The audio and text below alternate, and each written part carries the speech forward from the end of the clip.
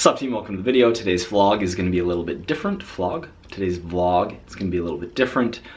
It's 4 p.m. right now, so I'm already well into my day. Did a bunch of work this morning, went and had lunch with my grandpa, which was great. Did some work this afternoon, got a little mini workout in, and during my training and kind of this morning, I was thinking about things. So this is going to be a little contemplative of a talk, but I think also very, very helpful, only because I think that inherently if you watch these, that we have some similarities, and these are 5 things that avoiding them like the plague makes my life better. And I don't always avoid them, but when I remember to avoid them, I'm just happier. So number 1, I was walking on the treadmill for my warm-up and saw CNN on the screen, just like hyperbolic, headline, Trump this, nuclear that, like whatever it said, I don't know. I don't pay any attention to mainstream media because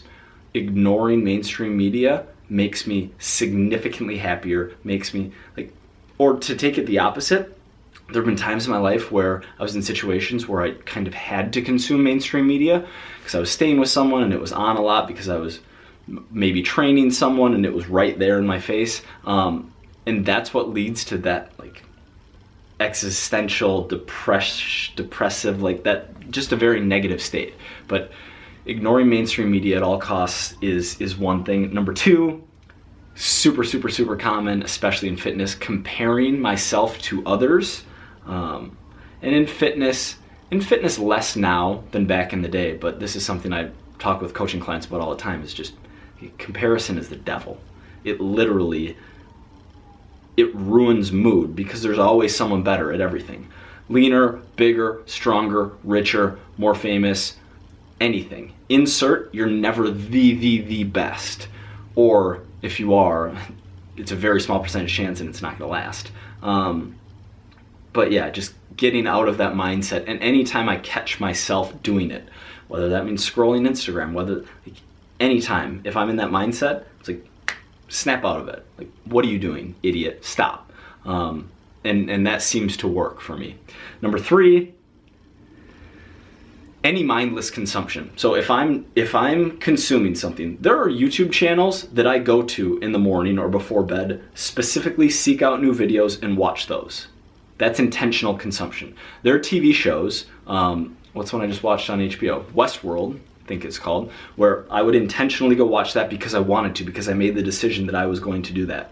When you're doing whatever, when you're at the DMV, when you're bored at lunch and sick of listening to the person you're with, and you pull your phone out and you just go to whatever app is on there and start scrolling, that's unintentional consumption. Whatever comes up is escapism from whatever you're doing, and whatever that content isn't something you're actually seeking out, it's being forced at you.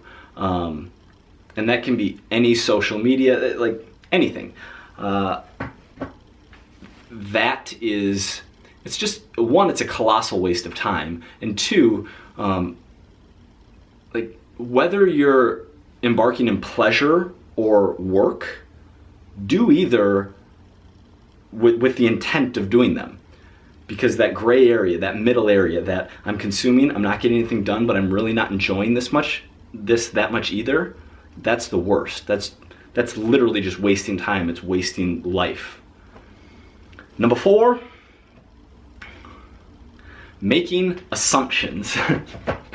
I'm embarrassed to admit how much I get in my own head about interpersonal relationships, like throughout the day, thinking about how someone perceives what I did, and much better now than I have been in the past. Like, I think we're all on a journey to get better, but still, like, anytime I make an assumption, something as simple as this person didn't reply to this, or like just anything, that like, it just leads to negativity. It leads to being in a bad mindset. It leads to going down some kind of rabbit hole of thinking things are worse than they actually are, or thinking like some bad things might exist that don't actually exist. So yeah, anytime recently, and I listened to the 4 Agreements audiobook, which I highly recommend, And one of the 4 agreements is don't make assumptions. I'm 98% sure. But when I heard that, I was like, yeah, I've been thinking about that a lot lately. Like, that makes a lot of sense to me. Number 5, this is a good one, and probably the most, probably the least likely, I think, to be on this list, or one that I would guess you would have heard of the least, which is accepting feedback, and whether that be positive feedback or negative feedback. So by avoiding accepting feedback, my life is better. And this one's kind of weird because it means ignoring compliments. It means, like, when someone's trying to make you feel better, not letting them do that. Because if you do, then you also have to let negative feedback affect your worth or whatever, your sense of yourself too. So by staying neutral, by staying in the middle and not letting external feedback pull you too high or pull you too low, that's something that's made my life a lot better.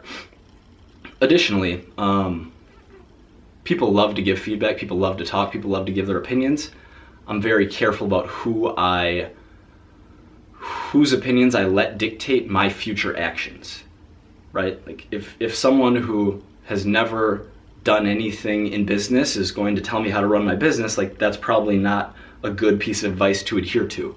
But yeah, just whether it's negative, whether it's positive, any feedback that I'm not seeking, or like under close scrutiny doesn't seem like a very, very, if Warren Buffett wants to give me a piece of business advice, great, I'm gonna listen. But any feedback, you're the greatest, you suck shit, you use steroids, you're small, like whatever, whether it's awesome or sucks, yeah, just ignoring it has made my life better. Those are the 5 things I'm going out tonight with a bunch of my high school friends.